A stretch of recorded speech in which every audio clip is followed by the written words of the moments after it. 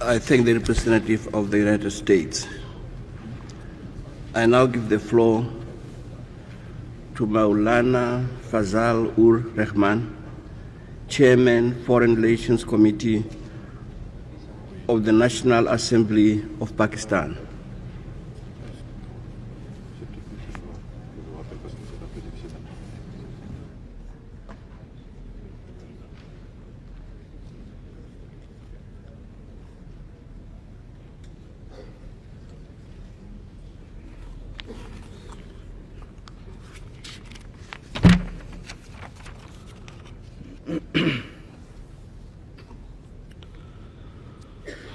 Bismillah ar-Rahman ar-Rahim.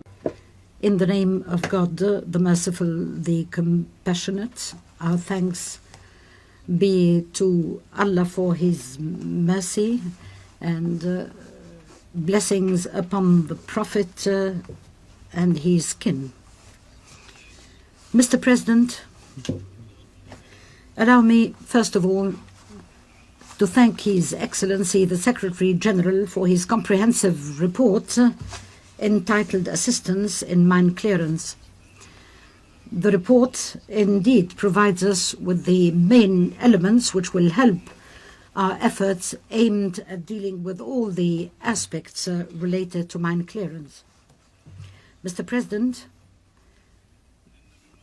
it is indeed gratifying to know that there is an increasing awareness within the international community as to the acuteness and the scope of the danger caused by landmines which have been planted irresponsibly and indiscriminately. The Secretary General has explained in his report that landmines do not kill human beings only, but destroy whole countries because they hamper the reconstruction of a normal economic and social life. It is indeed horrifying to read facts connected to the arbitrary and indiscriminate use of landmines. More than 110 million landmines have been scattered throughout the world. Every month, more than 800 people fall victim to those mines, most of them civilians and innocent bystanders. The number of people maimed or handicapped is even greater. Those figures are not simply or mere figures for Pakistan. We have ourselves experienced the destruction caused by arbitrary landmines. More than 10 million mines are scattered throughout Afghanistan.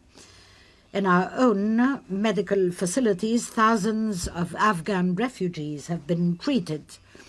Pakistan, in fact, has undertaken the treatment of those victims and their rehabilitation, and moreover, we continue to host a very large number of refugees, for landmines are an obstacle to the safe return of those refugees to their homeland. Mine clearance is indeed a precondition for reconstruction in any country. It is necessary to re-establish an environment which will enable society to resume its ordinary daily life. Mr. President, it is indeed comforting to note that steps have been taken throughout the past few years to alleviate the problem of landmines, and particularly the humanitarian aspect of such mines. The United Nations have established a strategy to deal with the problem of landmines, has even established a voluntary trust fund for assistance in emergency situations, and in order to complement the contributions of member states, an international conference dealing with mine clearance was held last July. This was the first time such a large number of politicians and experts from different parts of the world came together to discuss all the dimensions of the problem of landmines. In fact, the conference, which brought together approximately 100 government representatives and 60 organizations is proof of the increasing awareness of the problem of landmines. Contributions were pledged to the tune of approximately $20 million American at the conference, which would allow the fund to become fully operational. Efforts are still being undertaken to alleviate the sufferings of the victims from landmines. However, mine clearance is very slow and lags behind. Last year, only 100,000 mines were cleared, and if at this rate, we would need approximately 1,000 years to put an end to the 110 million mines scattered throughout the world. Two questions arise. Why the slow pace? And can we speed it up?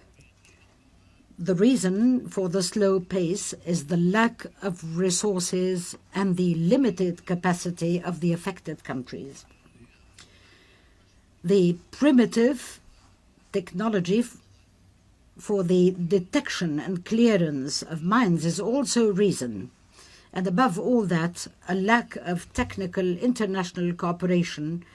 Yet the problems are not insuperable, and we can overcome them by objective planning. Mr. President, the Secretary General recognized in his report that the cost to initiate mine clearance operation is usually very high, because mine clearing programs also necessitate their own infrastructure. Unfortunately, most of the affected countries do not have the necessary resources to initiate the operations, and the presence of the mines transforms arable land into areas that are shunned and cannot be cultivated. The setting up of the trust fund is a step in the right direction. The supplementary financing was indeed necessary when resources are not available for the UN to respond rapidly. Contributions and grants should be given outside the scope of the trust itself. The proposal for setting up a demining standby capacity is indeed a very good proposal, for it will increase the available resources in the form of contributions in kind for mine clearance. We hope that many such contributions will be forthcoming in the form of trained experts and equipment to be put under the disposal of the UN. Financing is necessary not only for field operations but also for research in order to improve the technology and the techniques of mine clearance. The international community should indeed exert doubled efforts in order to develop such techniques and set up a mechanism encouraging international cooperation in this particular field.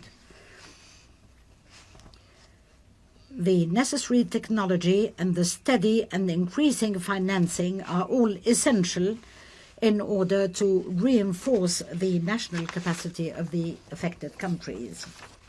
Mr. President, we believe that those who scatter and plant landmines should assume the main responsibility for clearing those mines. Those who have caused chaos by scattering such mines in an arbitrary fashion should not leave the scene of the massacre. They should pay the price of the chaos and the havoc they have caused.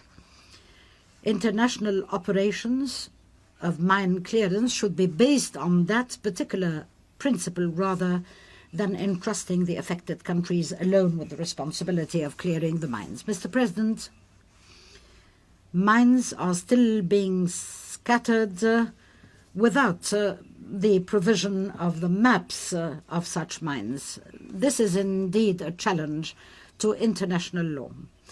The problem is not static, and in this respect, the relevant agencies of the United Nations are considering the measures to control armament and disarmament. We do not need to dwell at length, for Pakistan has been part of all the efforts to solve the problem and will continue to do so. Thank you very much, Mr. President.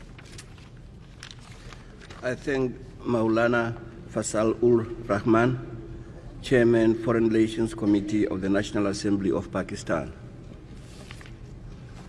I now give the floor to the representative of Lao People's Democratic Republic.